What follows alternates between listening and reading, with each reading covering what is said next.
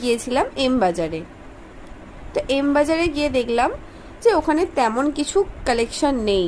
আমার তো খুব একটা তেমন কিছু চোখে পড়েনি, তাই সেভাবে কোনো জিনিসই আমার পছন্দ হচ্ছিল না। তাই ওখান থেকে ডেলি ইউজ করার জন্য কয়েকটা ড্রেস আমি ট্রায়াল দিচ্ছিলাম। চলুন ট্রায়াল রুম থেকে আপনাদের ঘুরিয়ে আনি। এই যে ট্রায়াল দিতে আমি ট্রায়াল রুমে চলে এসেছি, এবার ট্রায়াল করার পালা।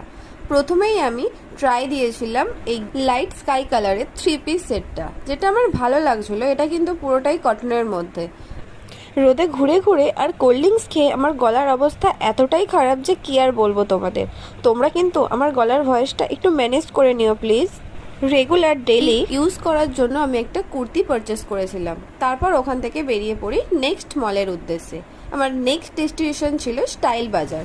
তো স্টাইল বাজারে পৌঁছে গিয়ে দেখলাম ওখানের কালেকশন মোটামুটি, বাট শাড়ির কালেকশনটা খুব একটা ভালো নেই।